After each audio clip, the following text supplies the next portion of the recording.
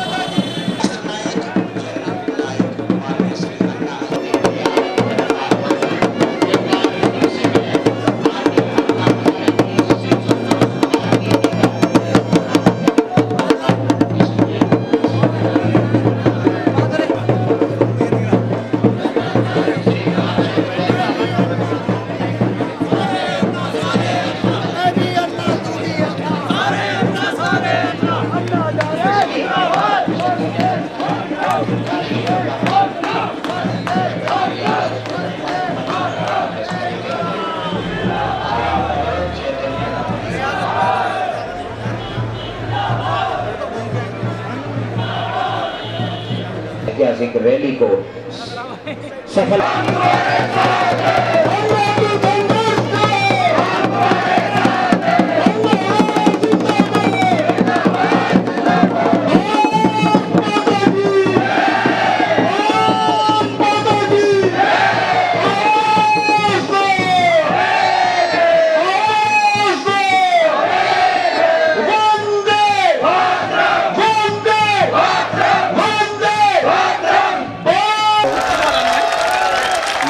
अन्ना हजारे जी मंच की तरफ अग्रसर होते हुए और जोरदार तालियों के साथ आपने स्वागत किया है देवभूमि में। आप सभी का मैं हृदय से धन्यवाद अदा करूंगा।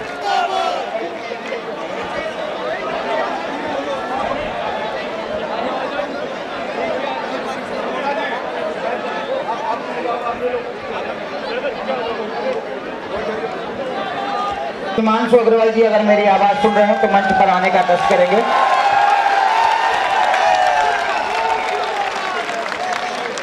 मैं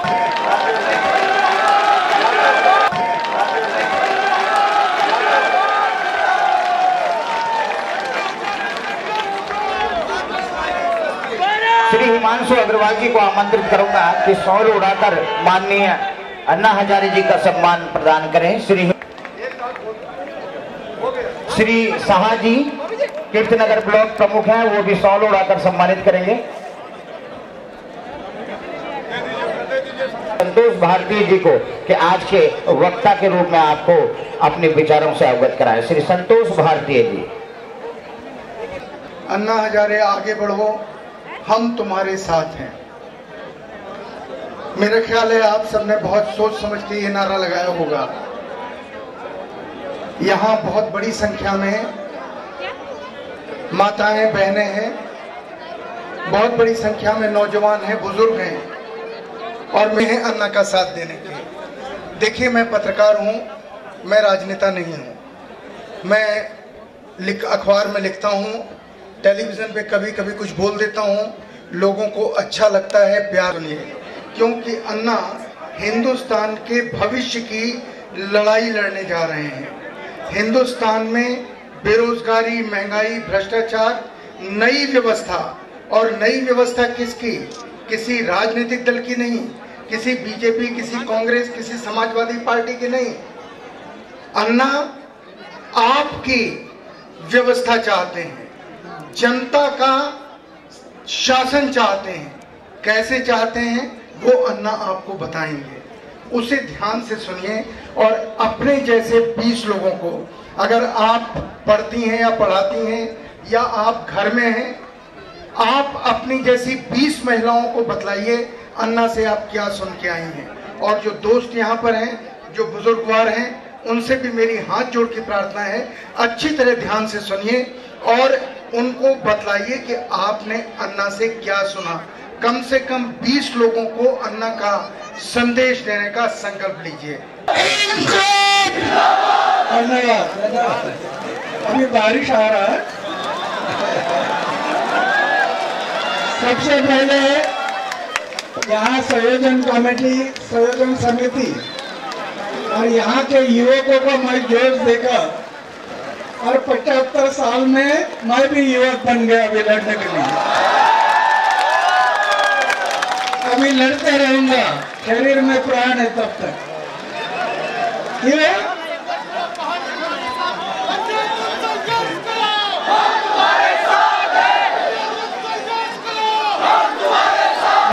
मेरा घर है गांव में, 40 साल हो गए घर में गया नहीं। मेरे 3 भाई है, वो भाई के बच्चों का नाम क्या है पता नहीं। करोड़ रुपए की योजना अपनी, करोड़ रुपए की, कोई बैंक बैलेंस नहीं। 55 लाख रुपए के मुझे कैश अवार्ड मिल गए, उसका मैं ट्रस्ट कर दिया। उससे जो ब्याज आता है 30-35 गरीब बच्चों की शादी कर देता हूँ। कुछ रखा नहीं, मंदिर में रहता हूँ, सोने का एक बिस्तर है, खाने का प्लेट है, बस।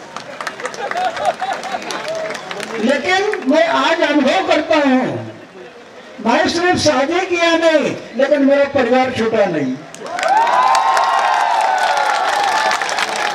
4 दीवारों के अंदर एक छोटा सा परिवार में करना था, वो छोटा ना करते बड़ा परिवार बन गया। तो मैं 30 साल से लड़ाई लड़ रहा हूँ महाराष्ट्र में, 10 साल लड़ा, आज उसका लाभ मिल रहा है। इसलिए जनलोकपाल लाना करके मैं दिल्ली में बैठ गया, रामलीला मैदान, आप सब खड़े हो गए, सरकार झुक गई, और आप और मेरे साथ सरकार ने धोखाधड़ी किया। क्यों? सरकार को लगा अरे देश की इतनी जनता खड़ी हो गई, इतनी बड़ी जनता खड़ी हो गई देश की, तो हमारी सरकार गिर जाएगी, ऐसा सरकार को लगा। और हमारे साथ, आपके साथ धोखाधड़ी किया। मुझे बताया कि हम जनलोकपाल लाने के लिए तैयार है। संसद में बिल लाया, पंत प्रधान जी ने मुझे लेटर लिख कर दिया कि हम बिल लाने के लिए तैयार है, और अभी 2 साल हो गए, अभी तक बिल नहीं आया। धोखाधड़ी हुआ, हम सबके साथ धोखाधड़ी किया। लेकिन अभी मैं 1.5 साल देश में घूमूंगा, 120 करोड़ जनता जाग जाएगी नहीं मुझे पता नहीं, लेकिन कम से कम 6 करोड़ लोगों को मैं संगठित करूंगा देश के 6 करोड़। और 6 करोड़ लोग संगठित हो गए ना देश के, 6 करोड़ लोग संगठित हो गए, तो सरकार का नाक दबाने से मुंह खुल जाएगा।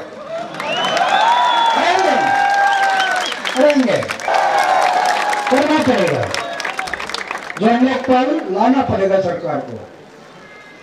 और ये हर आदमी को भ्रष्टाचार से जीवन जीना मुश्किल हो रहा है, भ्रष्टाचार से महंगाई बढ़ गई।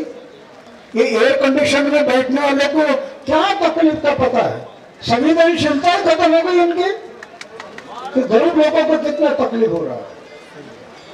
मैं घूम रहा क्योंकि मेरे जीवन में ऐसे समाज का और देश के पर इतना अन्याय होता लोकतंत्र में, जनतंत्र में, लोकशाही में, तो किस लिए जीना।